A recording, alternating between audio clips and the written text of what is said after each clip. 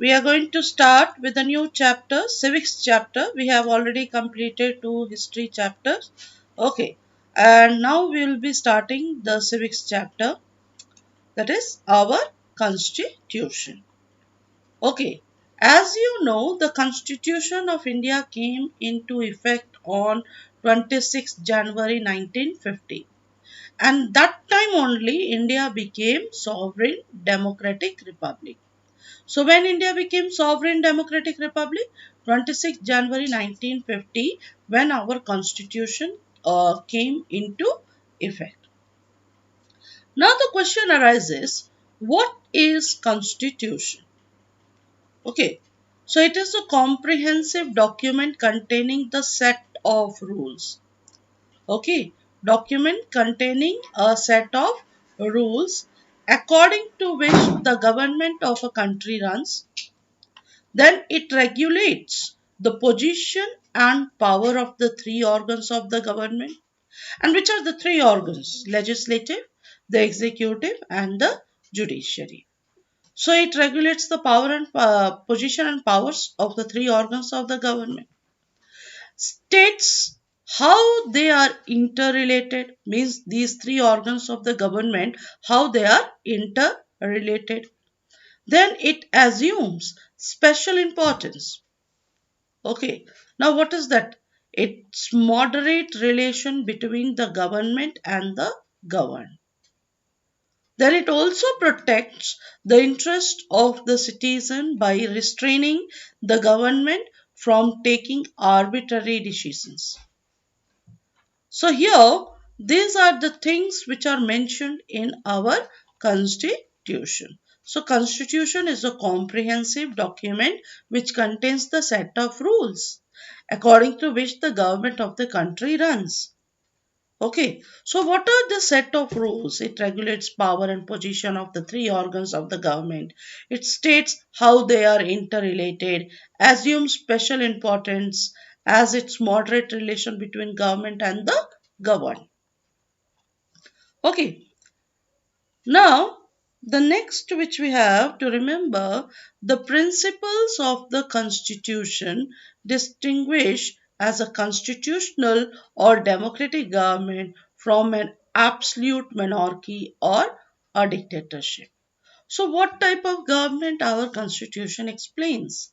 It explains a democratic government. India has got parliamentary form of government. India has got a democratic form of government where it is mentioned. It is explained in our constitution. Now we'll start talking about how this constitution came into an effect. How this constitution was framed.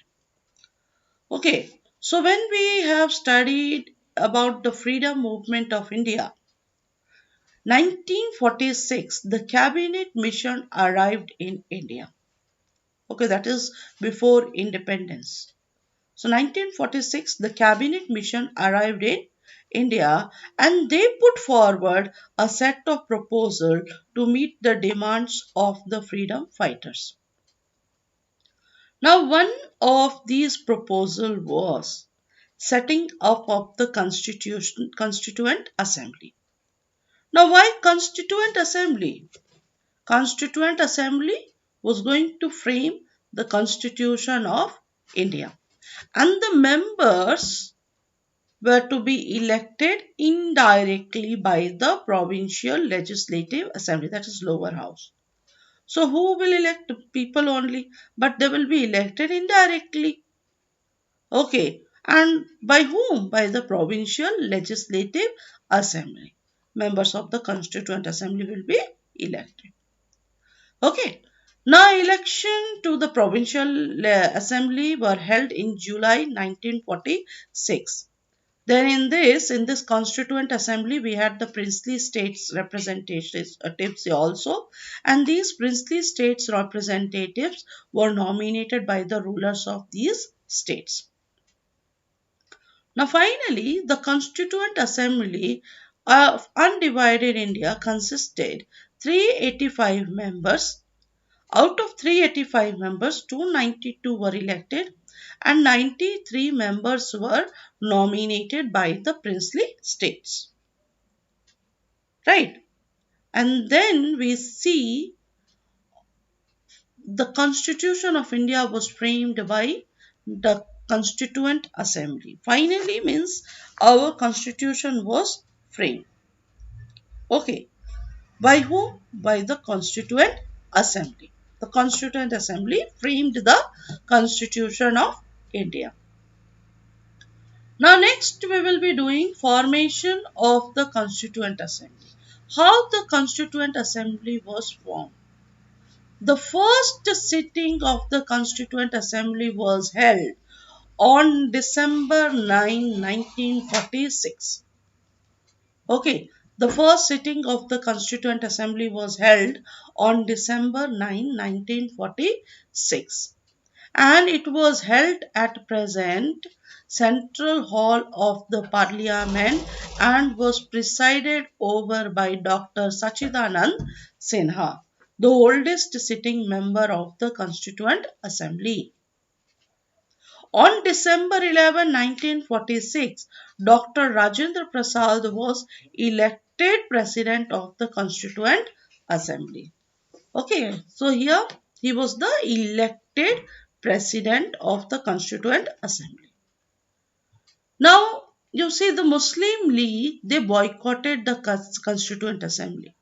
But what was the reason that the Muslim League boycotted the Constituent Assembly? To demand the creation of separate state called Pakistan. Okay. Now consequently the members representing the territories which went to Pakistan withdrew from the Constituent Assembly. Means the territories which went to Pakistan, those members they withdrew from the Constituent Assembly of India. As a result, what happened?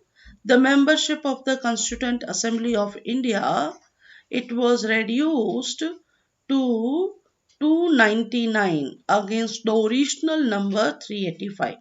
Why?